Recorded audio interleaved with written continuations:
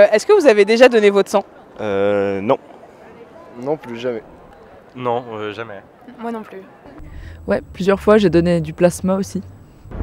Non, pas moi encore. Non, moi non plus, pas pour l'instant. Non, jamais. Non. Non. Ouais. Oui, ça m'est arrivé plusieurs fois, ouais. Qu'est-ce qui du coup vous freine à l'idée de donner votre sang? Déjà ça fait un peu mal, mais après moi c'est pas grave, hein. Si c'était pour quelqu'un de ma famille, y a pas de souci, je le donnerais. Il me semble qu'il fallait être majeur pour le faire et là je viens à peine d'avoir ma majorité. J'ai déjà vu des campagnes de dons, mais j'ai jamais percuté en fait à donner moi-même mon sang. Je sais pas. Parce que j'ai pas fait de démarche. Je suis pas du tout freinée à l'idée de donner mon sang, c'est simplement que j'ai jamais vraiment rencontré d'initiative qui nous poussait, disons, à... Enfin, il y en a énormément, mais moi j'en ai jamais rencontré sur ma route. C'est vrai que moi, en soi, j'ai jamais pensé, j'y ai jamais réfléchi. Moi, je pense que c'est juste une question de temps parce que je viens d'avoir 18 ans et je veux le faire, mais j'ai pas eu le temps encore pour l'instant. J'ai toujours eu peur de le faire. Et j'ai peur d'avoir pas un assez bon sang pour le donner. J'ai pas vraiment été motivée à y aller seule, ça m'a peut-être fait un peu peur d'y aller seule. Et voilà, c'est plus une question de circonstances, quoi. Pour la première fois? Oui. J'étais au lycée, je devais être en seconde, donc ça remonte à peut-être 5 ans maintenant. Et en fait, ils faisaient une grande opération parce que j'étais dans un grand lycée de secteur. Et c'était la Croix-Rouge qui était venue.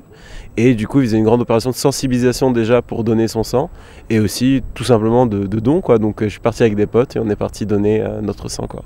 Ça s'est passé très bien. Moi, c'est un site en propre qui est en bas de chez moi, donc j'ai de la chance. C'est Cabanel, Paris 15e.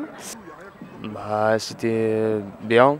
Voilà, j'étais passé en centre médical comme ça. Bah, assez tranquille en fait, j'ai pas du tout peur des aiguilles et pas du tout peur des prises de sang, donc moi je suis quelqu'un d'assez détente là-dessus. Le personnel est hyper sympa. Et alors moi, j'ai donné mon sang jusqu'à il y a 3 ans à peu près. Mais en fait, après, j'ai plus pu parce qu'à chaque fois, je suis anémiée. Donc j'ai retourné régulièrement, mais à chaque fois, je me faisais recaler. Donc j'étais très triste. Et du coup, c'est quoi votre bonne raison pour aller donner votre sang? Bah, pour aider les malades qui souffrent, qui ont besoin du sang. On a été pas mal sensibilisés dans le lycée où j'étais, même si le jour où il y avait le don du sang, j'avais pas pu donner à ce moment-là. Enfin, je sais juste que c'est une bonne action et qu'en fait, d'une certaine manière, si c'est un truc qui permet de sauver des vies, ouais, c'est une bonne raison déjà.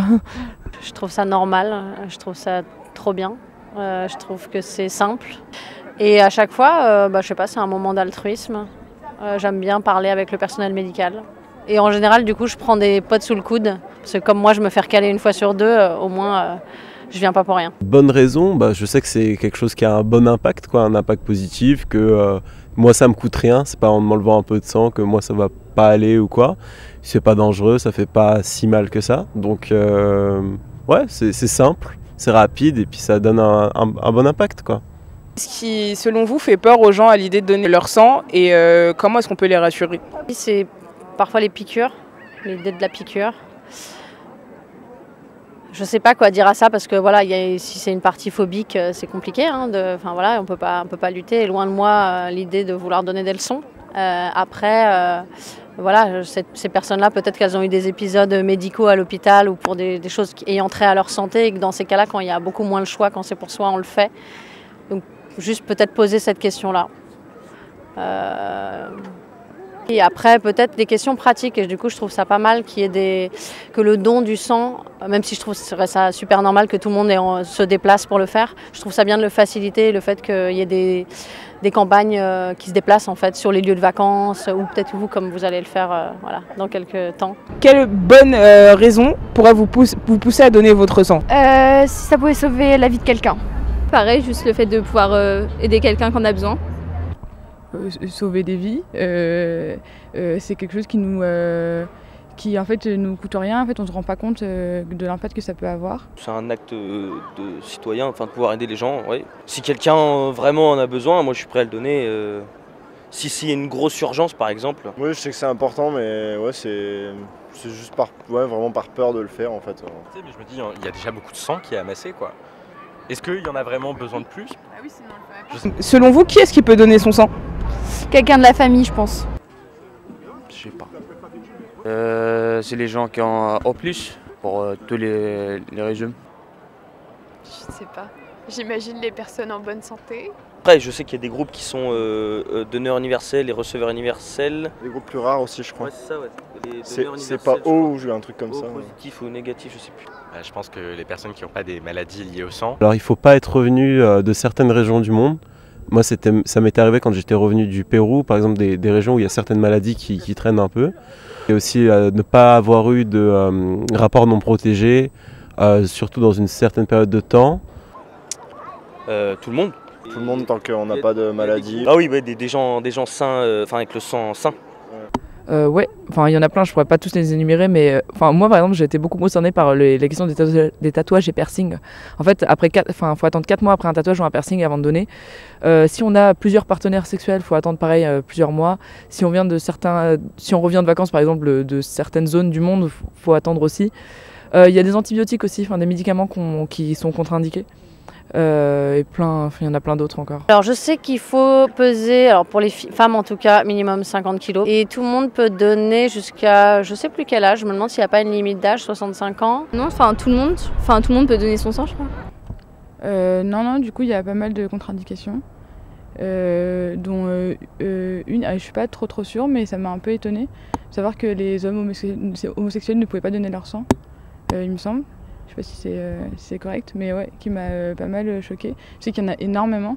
Et voilà. Et aussi plein de choses, des médicaments qu'on prend régulièrement, un traitement médical, un pays dans lequel on a séjourné, où il pourrait y avoir des maladies, plein de choses comme ça. Tu as déjà donné ton sang avec Coexister. Ouais. Raconte-nous pourquoi et comment ça s'est passé.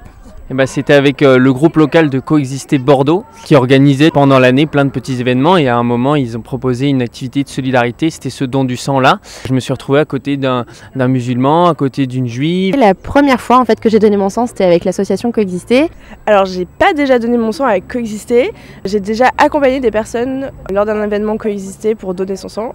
En fait en gros j'étais partie pour donner mon sang sauf que je me suis fait recaler à l'entretien. Tu as un petit entretien au départ avec un médecin qui te demande comment ça va, il te pose quelques questions sur ta santé et en fait la médecin m'a recalé, elle m'a dit non vous pourrez pas donner votre sang aujourd'hui.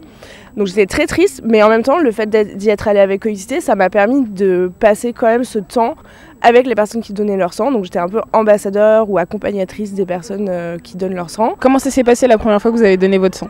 Alors ça s'est très bien passé, j'ai été accueillie par l'équipe de l'EFS, de l'établissement français du sang. J'étais avec d'autres coexistants et coexistantes, dont des personnes qui ne pouvaient pas forcément donner leur sang. Enfin, je pense à mon amie Belsam qui était là et qui m'a accompagnée. Ce que ça change pour moi déjà c'est de ne pas y aller seule, parce que d'avoir une démarche comme ça vers l'autre, c'est pas quelque chose de facile et forcément quand on y va à plusieurs, avec des amis ou des gens qu'on connaît, c'est plus simple, c'est un rendez-vous, c'est un engagement aussi qu'on prend avec l'autre. Donc ça pour moi c'était hyper important et aussi c'est quelque chose que je voulais mettre en pratique depuis longtemps, notamment par rapport à ma foi de chrétienne. Il y a cette notion de don à l'autre, etc., enfin de service en fait, de rendre service. Je trouvais que c'était une nouvelle forme de pouvoir le faire et de pouvoir le partager avec des personnes qui n'ont pas la même foi et la même conviction que moi. Ce que j'ai fait c'est pendant tout le temps, on avait 4 heures où on accompagnait les gens pour donner leur sang.